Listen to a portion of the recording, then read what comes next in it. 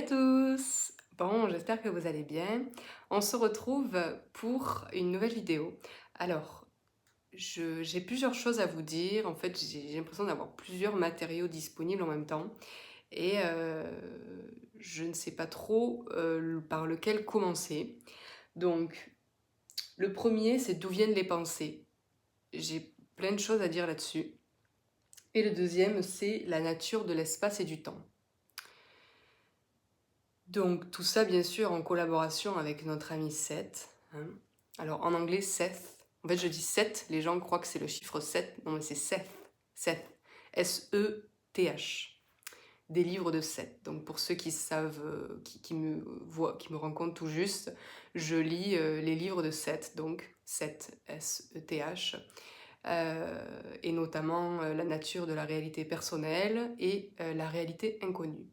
Et donc Seth, c'est une personnalité non physique qui est rentrée en contact avec Jane Roberts dans les années 60 et qui lui a donc en transe transmis beaucoup d'informations sur la nature de notre réalité et notamment surtout la réalité inconnue, celle qu'on ne connaît pas, celle au-delà du physique, disons. Mais tout en nous expliquant aussi la nature de notre réalité physique. Et donc je suis souvent en contact avec Seth, alors pas de la manière la plus folle qu'on puisse imaginer, tout simplement par la pensée, c'est-à-dire que quand je lui demande de m'inspirer sur tel ou tel sujet, eh bien je reçois de l'information.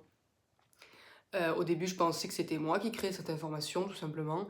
Et puis, en lisant ces livres, j'ai fini par comprendre le principe, en fait, de ce fait de recevoir des idées. Donc je vais simplement introduire, voilà, je vais commencer par ça. Je vais introduire avec cette histoire de d'où viennent les pensées. En fait, il nous explique que les pensées ne nous appartiennent pas. Les pensées appartiennent à personne, en fait. C'est de l'information qui existe sans exister, qui existe simplement parce que des gens l'alimentent.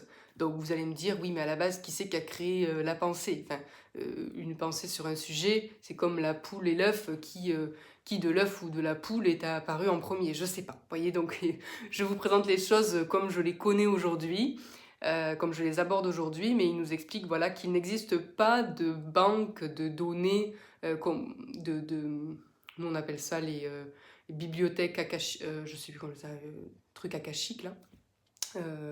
Bibliothèque akashique, mais je sais plus, bon bref, vous voyez ce que je veux dire.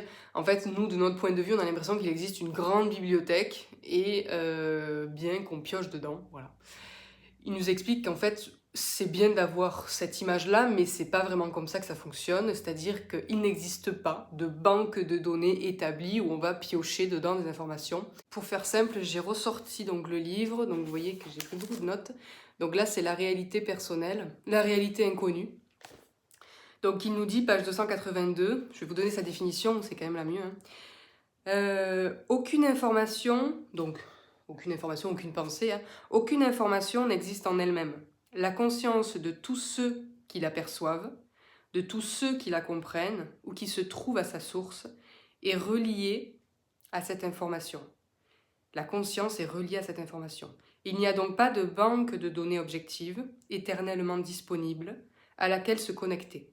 C'est plutôt que la conscience qui a détenu, qui détient ou qui détiendra cette information, l'attire comme un aimant.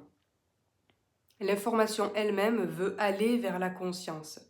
Elle n'est pas inerte ou morte. Ce n'est pas seulement quelque chose que vous saisissez, c'est aussi quelque chose qui veut être saisi et qui par conséquent gravite autour de ceux qui la cherchent. Votre conscience attire la conscience déjà connectée à ce matériau. Vous voyez, vous comprenez? C'est-à-dire qu'il n'existe pas de banque où tout simplement on va piocher une information comme on va piocher un livre. Non, cette information, dès lors que elle gravite un peu partout et elle est reliée aux consciences. Donc nous, on a une conscience, elle est reliée aux consciences qui veulent avoir cette information.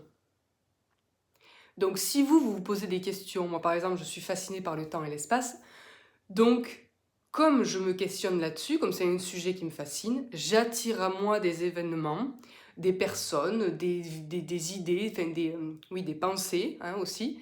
J'attire à moi des choses physiques et plutôt psychiques, reliées à cette information du temps et de l'espace pour m'en nourrir. Donc cette information, elle gravite autour de moi.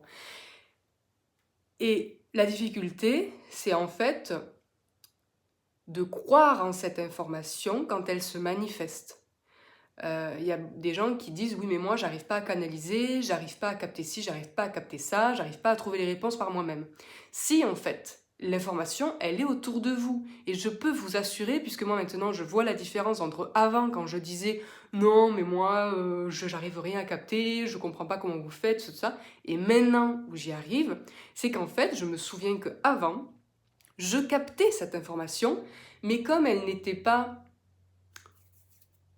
Personne ne pouvait me valider que c'était vraiment vrai ce que je ressentais, ce que je captais, ben j'estimais que non, c'était mon imagination.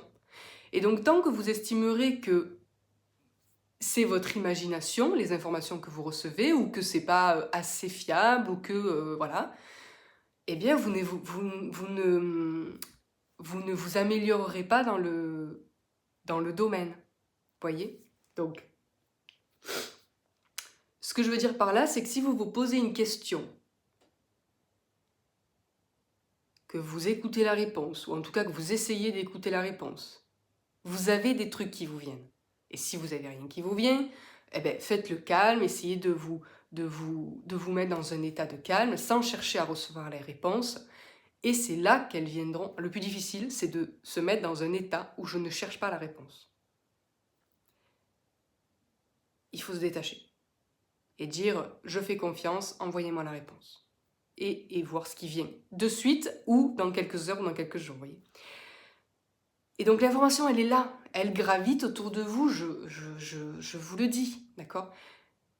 Donc, quand vous captez une petite info, n'importe quoi, même si vous n'y croyez pas, même si vous vous dites « mais non, c'est mon imagination », laissez cette info se développer, croyez-y comme un enfant, voilà. Vous avez l'impression que c'est quelque chose qui est en train de... que c'est votre imaginaire, mais non. Moi, j'ai commencé comme ça, je me suis dit « ok, qu'est-ce que j'ai à perdre, à croire en ce qui est en train de se passer dans ma tête ?» Rien. Donc je me pose et je laisse se dérouler le fil de cette histoire, voilà, bon, on ne sait pas si c'est vrai, c'est pas vrai, je sais pas. Et tu laisses dérouler, et à la fin, tu te dis « Ah ouais, mais quand même, c'est intéressant ce truc. Ouais, mais c'est moi qui l'ai inventé de manière... Enfin, c'est obligé, tu vois. » Et bien là, c'est une erreur. On n'invente rien. On est créateur d'un... là, on est dans un univers physique, donc on crée dans le physique, mais la source de notre création, c'est d'un certain point de vue... comment dire? C'est comme si en fait les pensées, les idées étaient des briques. Ces briques, c'est pas nous qui les avons fabriquées. Donc les pensées, les idées, ce sont des briques, des Legos. Et on a tendance à dire, oui, bah, ces Legos, ils sont à moi. Ces pensées, ces idées, elles sont à moi. C'est moi qui les ai créées. Non, non, non, non, non. On n'a pas créé les briques, on ne crée pas les idées et les pensées. Par contre, ce qu'on crée, c'est une association de ces briques.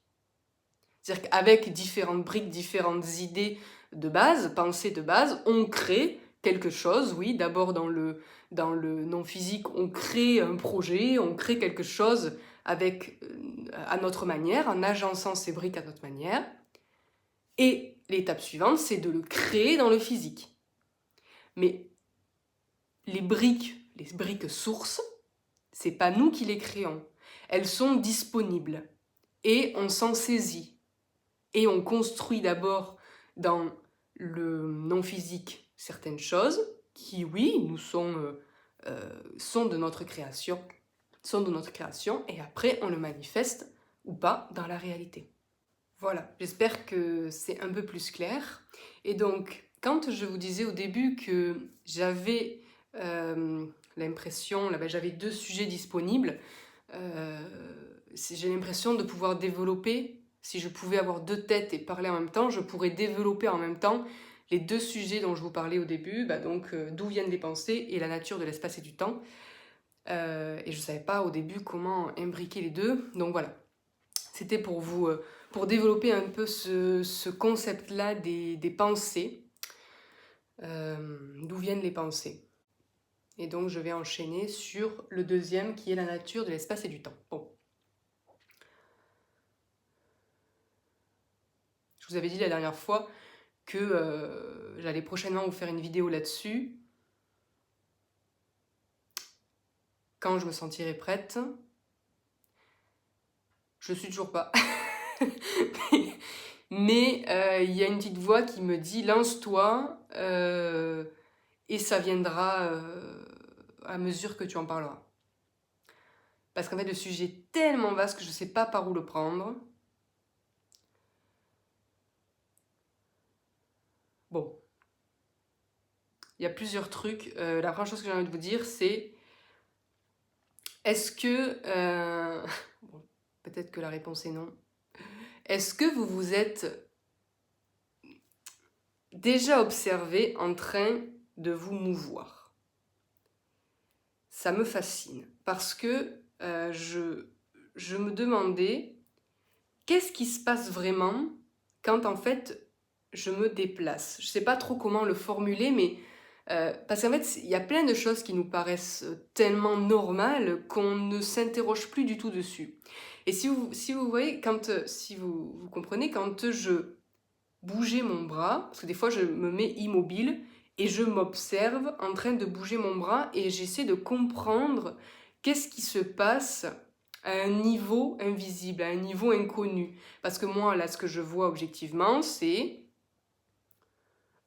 un squelette qui est recouvert de chair, il y a tout un système nerveux, un système sanguin, qui est relié donc à mon système nerveux, qui est relié à mon cerveau, et je sais que c'est mon cerveau qui dit à mon bras de se lever et de bouger. Voilà, ok.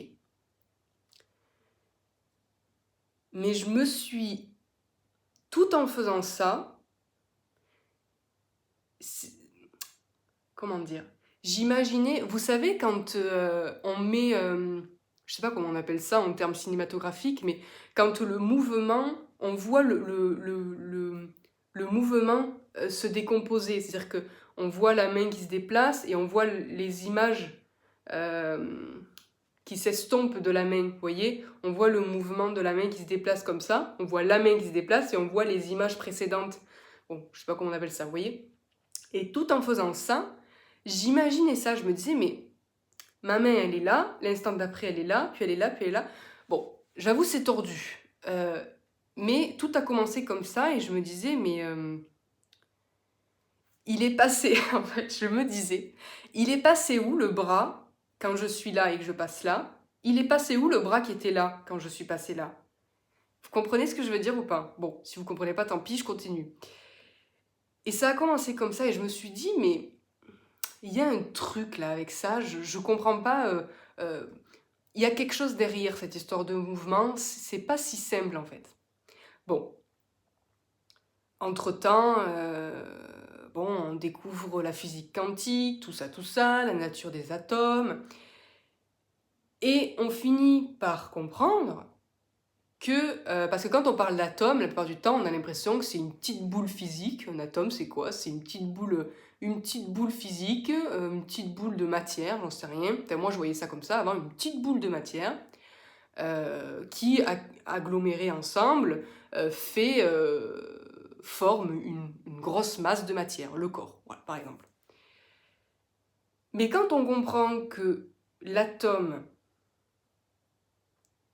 n'existe pas en soi. Bon, si vous n'êtes pas familiarisé avec la physique quantique, ça va être un peu compliqué, mais je vais essayer de faire le plus simple possible. Quand on comprend qu'un atome, en fait, n'existe pas en soi, et qu'il existe que parce que la conscience choisit de l'observer, quand on comprend que l'atome, Alors, je simplifie en disant l'atome, c'est pas vraiment l'atome, c'est encore des particules, c'est encore des composants de l'atome. Quand on comprend que l'atome existe et n'existe pas à la fois, et que c'est que parce que la conscience l'observe qu'il existe, ou qu'il n'existe pas, qu'on comprend qu'en fait, il en va de même pour tout ce que l'atome crée, que tout ce que l'atome constitue. Donc, si c'est vrai, moi je suis composé d'atomes. Si mes atomes existent et n'existent pas en même temps, alors ben moi j'existe et j'existe pas en même temps. Si on comprend, quand on comprend que l'atome existe et n'existe pas, mais quand il existe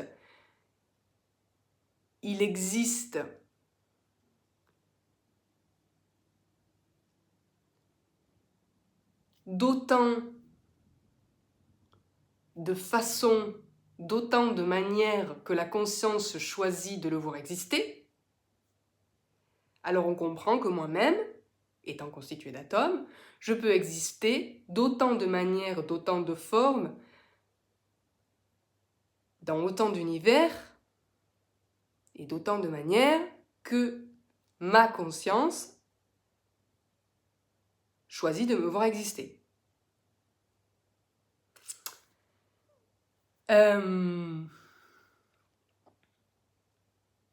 J'espère que vous m'avez suivi. Je vais voir si je peux pas arriver à faire encore plus simple. Vous connaissez les Planck? Ça, je ne voulais pas vous en parler encore parce que mais visiblement si, je maîtrise pas encore le sujet. Les Planck, alors Planck, P-L-A-N-C-K, c'est le nom en fait de celui qui a découvert les particules Planck. En fait, les petits Planck, c'est Nassim Haramein qui parle de ça. Il y a quelque temps, j'ai vu sa conférence, passionnante. Les petits Planck seraient... Donc, quand je vous dis petits Planck, imaginez des petites boules, d'accord, des petites boules, voilà. Serait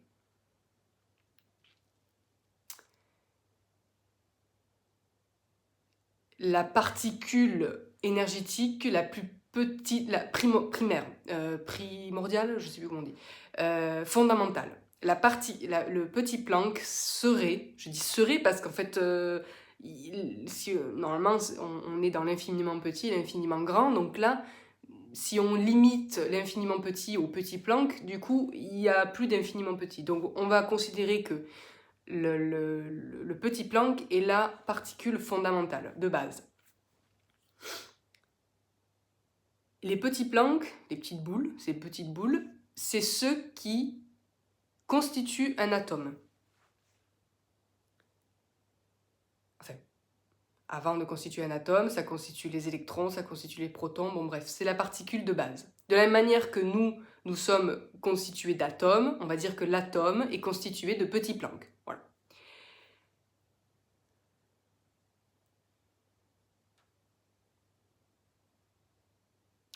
Imaginez donc que chaque petit Planck est en fait un univers. Pourquoi? Parce que Nassim Haramein a réussi à démontrer que la masse d'un petit Planck était exactement la même que la masse de l'univers. Notre univers, je veux dire. Bon, j'avoue, servi comme ça, c'est un peu compliqué. Il faut regarder, enfin, c'est un peu difficile à croire. Il faut regarder sa conférence pour alors j'ai plus le lien, j'essaierai de le retrouver, de vous le mettre en description. Mais voilà, scientifiquement, c'est un bijou, ce truc. Et donc, il a démontré que chaque petit Planck avait la même masse que l'univers. Alors vous allez me dire comment il a fait pour mesurer la masse de l'univers. Bon, visiblement, c'est quelque chose qui se fait très bien dans le milieu scientifique. Donc vous pourrez regarder de ce côté-là aussi. Voilà. Donc ce qui veut dire, vous vous rendez compte que si tout un univers rentre dans un tout petit Planck qui est mais des années-lumière plus petit qu'un électron, Ça aussi démontre aussi la différence entre un électron, la taille en fait de différence, la différence de taille entre un électron et un petit Planck. Pas un électron, un atome et un petit Planck. C'est juste dingue. Donc si tout un univers rentre dans un si petit truc, et qu'un atome est constitué de plein de milliers de milliards de petits Plancks, imaginez le potentiel de réalisation d'un atome. Et du coup, nous qui sommes constitués de milliards d'atomes, imaginez le potentiel de réalisation que nous sommes. Oui. Donc tout ça pour dire, revenir, parce que vous savez que moi je pars toujours dans tous les sens, la question de base c'était comment expliquer le fait qu'un atome puisse exister et pas exister à la fois. Eh bien, c'est en relation avec ces histoires de petits Planck. C'est aussi en relation avec le fait qu'un atome n'est pas quelque chose de... rien n'est matière. La matière, en fait, n'existe pas. La matière, c'est de l'énergie qui est ralentie. La vibration, une énergie, la fréquence d'une énergie qui est ralentie et qui devient visible pour l'œil humain et qui fait qu'on croit que c'est quelque chose de physique, de inerte, de ralenti, quoi, voilà, d'arrêt. En fait, non, tout ce qui nous constitue vibre, est une énergie, mais bon, ça aussi je pourrais encore développer là-dessus, mais la matière n'est pas matière, c'est toujours de l'énergie en mouvement. Bref, donc je reviens à ma question de base. Pourquoi j'ai essayé d'expliquer le plus simplement possible comment un atome pouvait exister et ne pas exister à la fois.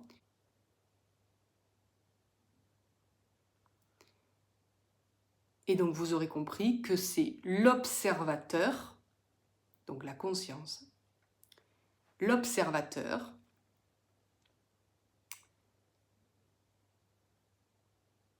qui est le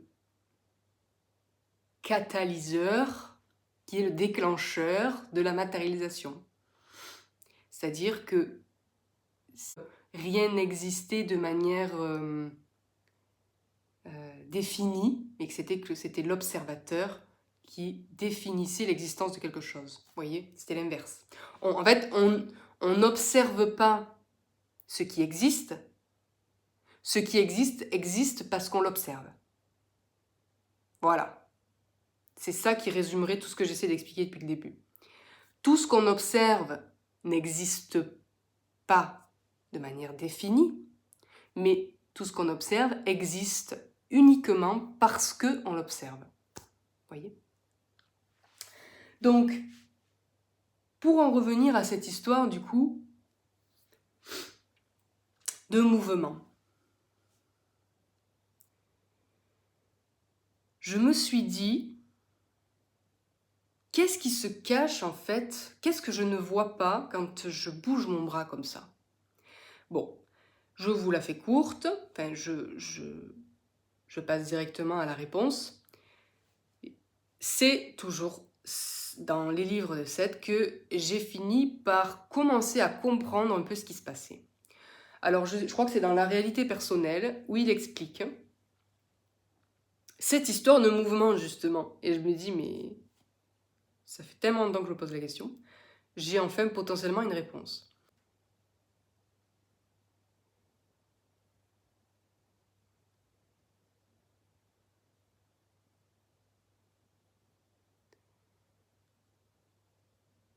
En fait, notre corps, faut que je commence par là. Notre corps est une boule d'énergie, d'accord ? Une masse de cellules, d'atomes, de petits Planck. Et notre corps physique est l'expression matérielle, physique, de tout notre bagage de croyances.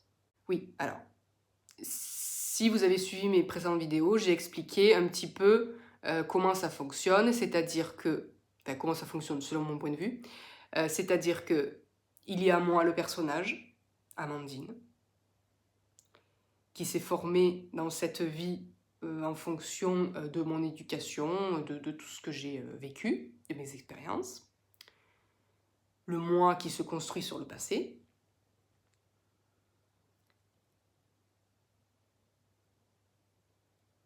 C'est ce que j'appelle un moi probable, dans cette réalité-là, dans ce monde-là.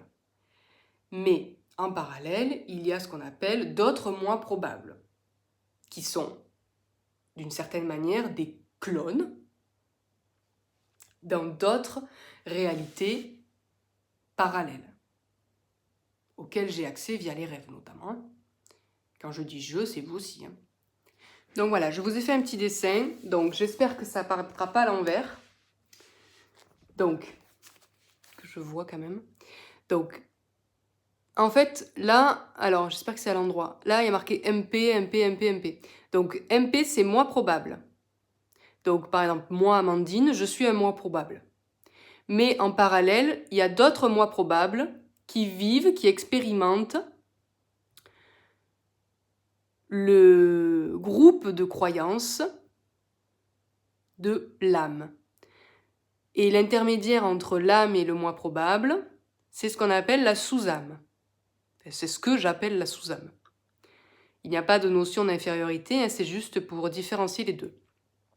Donc en fait, quand on parle de notre âme, souvent on parle en fait de la sous-âme, qui est reliée donc à notre âme. La sous-âme, ça peut être aussi le moi supérieur, hein, le moi supérieur qui est relié à l'âme.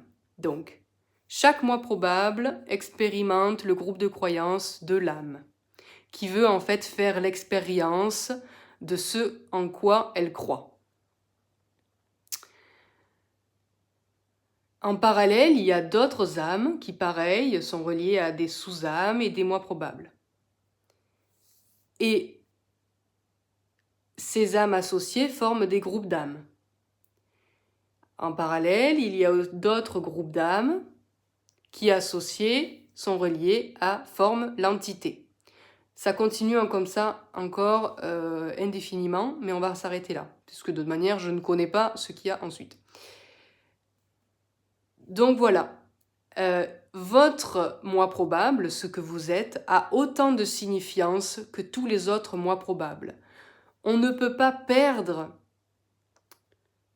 notre conscience ne meurt jamais. Ce que vous êtes aujourd'hui dans cette vie, vous ne perdrez rien à la mort. Tout ce que nous vivons actuellement sera rajouté au bagage de notre moi supérieur, de notre sous-âme. On va dire que ça c'est un seul groupe, on va dire. Hein. Et tout ce que nous vivons en tant que moi probable dans cet univers, tout ce qu'on a vécu précédemment, tout ce qu'on vivra dans le futur, s'ajoute comme expérience au bagage en fait de notre sous-âme, de notre moi supérieur. Et donc ce groupe-là, ce que nous sommes, n'est jamais perdu. Nous ne pouvons pas tuer une conscience.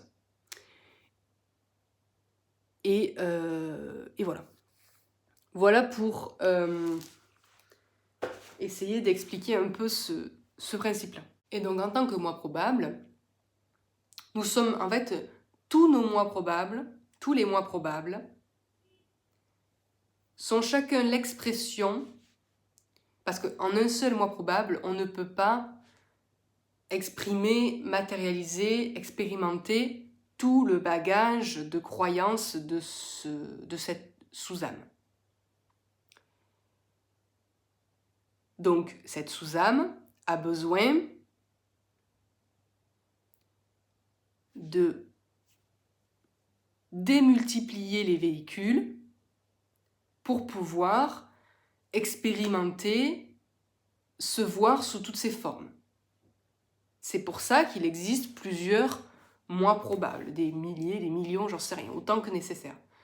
Donc, si on simplifie et qu'on considère que l'âme, qu'on voit l'âme, la sous-âme, vouloir se matérialiser dans un monde physique, son bagage de croyances qu'elle veut matérialiser, qu'elle veut expérimenter, qu'elle veut voir se réaliser, est tellement grand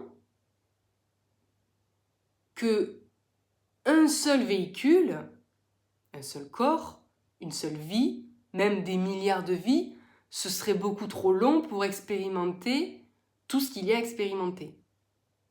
Donc, il existe une multitude de moi probables, de véhicules, on va dire de véhicules, qui vont accueillir des moi probables pour vivre une vie probable, des expériences probables, puisant dans ce bagage de croyances, de la sous-âme. Donc, moi, dans ma vie de Amandine, j'expérimente une partie, mon corps, et l'expression, mon corps, ma vie, mes expériences sont l'expression d'une partie de ce groupe de croyances de ma sous-âme. En parallèle de moi, il y a une multitude de moi probables. Quand je dis moi probables, c'est qu'ils sont moi. Ils ont mon apparence. Mais ils vivent des choses tout à fait différentes. En fait, on peut capter ce qu'ils vivent. Quand en fait vous êtes face à un choix, il faut faire un choix du coup. C'est-à-dire que vous choisissez de faire un choix en particulier et les autres choix, du coup, vous ne les faites pas. Eh bien, ces autres choix sont expérimentés par d'autres moi probables. Et de la même manière, les choix qui ne sont pas choisis par vos moi probables sont expérimentés, entre autres, par vous. Donc, vous pouvez avoir une idée de ce que vivent une partie de vos moi probables en vous rendant compte que les choix que vous n'avez pas faits, eh bien du coup, ils ont forcément été faits par l'un ou plusieurs des moi probables.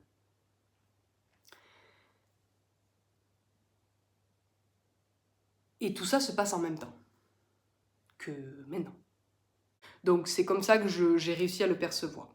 Donc ne prenez pas pour argent comptant tout ce que je dis, encore une fois, parce qu'on n'est pas à l'abri que ça évolue dans 3 jours. Donc tout en expliquant tout ça, d'ailleurs c'est ce que Seth dit, c'est que tout en expliquant tout ça, il précise que c'est partiellement faux, mais qu'il faut bien qu'il trouve un moyen compréhensible pour nous de nous expliquer ce qu'on ne peut pas expliquer. Et donc, j'en reviens à la question de base. J'avais besoin de vous expliquer tout ça pour maintenant vous expliquer cette histoire de mouvement. Notre corps se crée donc, notre véhicule, est donc une expression de ce à quoi on croit. Si on change nos croyances, on change son expression, donc on change notre véhicule, notre corps. C'est comme ça d'ailleurs que se fait la guérison ou la maladie d'ailleurs. Si on croit qu'on va guérir, quand je dis on croit, c'est vraiment au plus profond de nous, on croit, jusque dans nos cellules, on sait qu'on va guérir, point. En fait, ce qui se joue, c'est au niveau des croyances. Notre croyance fondamentale a changé à propos de notre guérison, de notre maladie. Et donc, notre corps, puisqu'il est l'expression de nos croyances, eh bien, s'ajuste à cette croyance et se met à matérialiser cette croyance que nous guérissons. En fait, la croyance, comment est-ce qu'elle se matérialise dans le corps physique ? La croyance est une information que nos cellules, que nos atomes, que nos cellules captent très bien. Et nos cellules sont en fait les petites mains, sont en fait les petits ouvriers qui s'attellent à réaliser, à matérialiser à chaque instant ce en quoi on croit. D'où l'importance en fait de savoir en quoi on croit, de conscientiser nos croyances. C'est pour ça que je fais ce travail depuis un certain temps maintenant et qui est assez efficace. Donc, je vais essayer de ne pas perdre le fil. Nos cellules sont donc des petits ouvriers, les petits ouvriers qui s'attellent à matérialiser nos croyances de fond. Elles sont conçues pour exécuter l'information qu'elles reçoivent du bagage de croyances. Les cellules ont la capacité de s'adapter instantanément à chaque information qui se présente, à chaque croyance, nouvelle croyance qui se présente. Donc si on arrive à croire, bon, ça c'est la théorie, hein, mais moi je suis convaincue que c'est tout à fait possible en fait, et je n'essaie pas de vous convaincre que c'est possible, c'est ma croyance, que si on arrive à croire suffisamment naturellement et de manière évidente qu'une chose existe, ou qu'un état d'être est possible, que je sais pas moi, que je peux guérir, voilà, la guérison peut potentiellement se faire instantanément. Et donc, à l'intérieur des cellules, il y a donc les atomes. On a dit tout à l'heure que ces atomes existaient et n'existaient pas à la fois. Ils n'existaient que parce que la conscience l'observait, les observait. Et donc dans le mouvement, en fait, pour faire simple, c'est que c'est pas mon bras qui bouge, c'est mon bras qui se reconstruit, qui se déconstruit, reconstruit à chaque instant. Voilà là où je voulais en venir. 1 heure de vidéo pour ça. C'est qu'en fait, j'avoue, c'est un peu difficile à croire. Imaginez en fait que l'univers, c'est l'image la plus simple que j'ai réussi à trouver. Imaginez, alors on va pas dire l'univers, on va faire plus simple encore. Imaginez, voilà, là je suis dans une pièce. Imaginez dans la pièce où vous êtes, imaginez que cette pièce, tout le vide que vous voyez, imaginez en fait que ce vide-là n'est pas vide et qu'il est rempli de petites boules de polystyrène. Vous voyez les petites boules de polystyrène. Voilà. Imaginez que vous-même, vous êtes des petites boules de polystyrène qui forment un corps. Imaginez maintenant que ces petites boules de polystyrène, ce sont des petits planks. Les petits planks dont je parlais au début. Tout petits planks, qui sont des univers. Eux-mêmes des univers. Imaginez que ce sont toutes ces petites boules de Planck, que tout ce qui est dans la pièce, même vous, ce n'est que des petites boules, que des petits Planck. Et qu'en fait, ces petits Planck sont observés par la conscience, par notre conscience, par votre conscience, et que cette conscience, donc là c'est votre vous le plus grand, hein, on va dire que c'est l'entité même au-delà, mais on va dire l'entité. Imaginez en fait que dans cette pièce de boules de petits Planck, l'entité observe ces petits Planck qui existent et qui n'existent pas à la fois, observe ces petits Planck en les voyant matérialiser la conscience observe ces petits Planck, les voyant matérialiser ce qu'elle veut voir se matérialiser. Donc, c'est simplifié à l'extrême, mais imaginez donc que votre entité c'est vous, hein, c'est-à-dire que dans ce schéma-là, je vous ai dit que vous étiez ici, nous sommes ici, mais en fait, nous sommes tout ça. Ne croyez pas que tout ça, c'est différent de vous. Nous sommes ça et au-delà, mais pas notre personnage.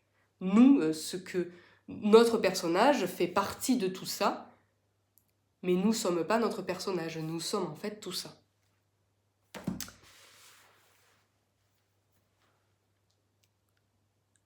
Imaginez donc que notre nous le plus grand, notre moi le plus grand, observe cette pièce de petit Planck qui existe et n'existe pas à la fois, et que par l'observation de ces petits Planck, ce qu'elle voudra y voir se matérialisera. Et donc, d'une manière, on va dire un peu à la Matrix, tous ces petits Planck vont se mettre, recevant l'information de la conscience, vont se mettre à former ce que la conscience veut y voir se matérialiser.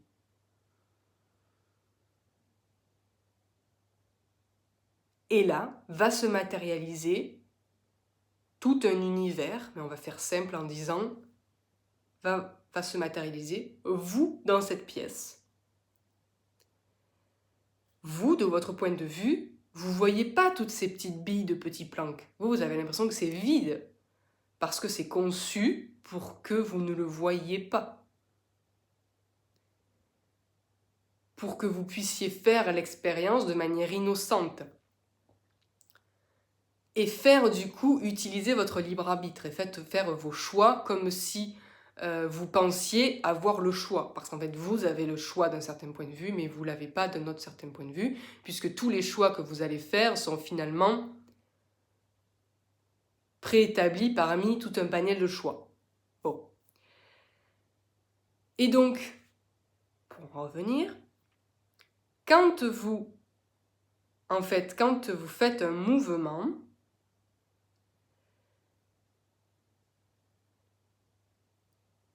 c'est pas votre bras qui bouge, c'est les petits Planck, là, dans cet espace-là, c'est comme si en fait des petits Planck c'était des lumières, voilà, des petites lumières. Et là, les petits Planck de cet espace-là sont allumés. Et puis quand je déplace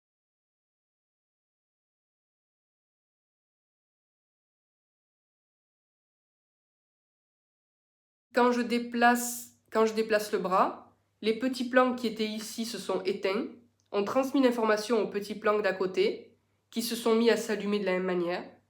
Et quand je fais ça, les petits Planck qui étaient ici se sont éteints, ont transmis l'information aux petits Planck d'à côté, qui se sont mis à s'allumer, comme les petits Planck ici ont transmis l'information à ces petits Planck-là, qui se sont mis à s'allumer de la même manière. Est-ce que vous voyez ?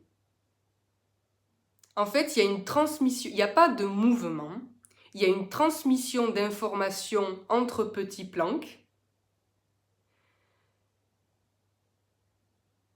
qui déplacent l'information et qui se transmettent l'information et qui nous donnent l'impression d'un déplacement. Donc, ce qui veut dire que on se recrée à chaque instant, à chaque infime instant. On n'est pas un corps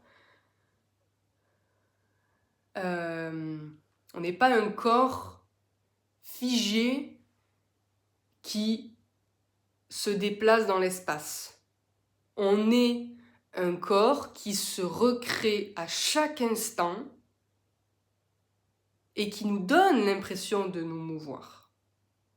Mais en fait, c'est simplement un transfert d'informations entre petits Planck sur une grille de petits Planck, un transfert d'informations, un peu comme une télé en fait. Vous voyez une télé pixelisée. En fait, les personnages à la télé, ils bougent pas sur la télé. C'est des petits pixels qui s'allument à tour de rôle et qui nous donnent une impression de mouvement. Mais en fait, il y a des pixels quand la personne se déplace sur l'écran. En fait, c'est des petits pixels qui étaient allumés là, qui se sont éteints, qui se sont allumés à côté et qui nous donnent l'impression qu'il y a eu un mouvement. Voilà, vous voyez ? En fait, c'est ça qui se passerait selon la physique quantique, selon les informations que j'ai pu recevoir de notre cher ami Seth, sur la nature de notre espace en tout cas. Voilà. Un exposé assez long, assez laborieux je dois dire. Ah, je vous avais dit, j'étais pas prête. Il va y avoir plusieurs coupures dans cette vidéo. Un joli montage, parce que c'était pas facile. Je sais pas si ça a été clair pour vous, mais j'ai essayé en tout cas d'être le plus clair possible. Je voulais développer un autre sujet qui était le temps. En fait, à la base, c'était le temps et l'espace et le temps. Mais je vais aller me reposer un peu et on fera ça dans une prochaine vidéo pour le temps. Parce que là aussi, il y a pléthore de choses à dire. Ça risque d'être aussi brouillon. Parce qu'en fait, voilà, pour tout vous dire, on pourrait dire, ouais, mais la nana, avant de faire sa vidéo, elle pourrait se poser, écrire le plan de sa vidéo et nous servir un truc mangeable, quoi, tu vois. Mais en fait, ça ne marche pas. Figurez-vous que j'ai essayé. J'ai essayé de me poser devant une feuille et d'essayer voilà, de sortir un truc clean, mais ça ne marche pas, en fait. Je n'y arrive pas. J'arrive pas à capter l'information quand je veux qu'elle soit organisée. C'est comme si, en fait, je devais me poser et essayer d'exprimer tout ce que je vois, tout ce que je capte. Alors, ça fait une sacrée soupe, mais il n'y a que comme ça que j'y arrive. Il n'y a que comme ça que j'y arrive en vous parlant directement, en fait. Sinon, ça marche pas. Je sais pas pourquoi. Bon. Je vous laisse digérer cette nouvelle vidéo et puis je vous dis à très bientôt. Vous avez été pas mal à vous inscrire à la Breathwork du 26 novembre. D'ailleurs, je vous mets le lien en description. Je vous remercie infiniment pour votre confiance et puis pour ceux qui n'ont pas encore vu cette Breathwork cérémonie, eh bien, je vous invite à aller faire un petit tour. C'est une expérience incroyable. Voilà, vous avez toutes les infos dans le descriptif sous la vidéo. Je vous fais de gros bisous et puis je vous dis à très vite. Allez, ciao!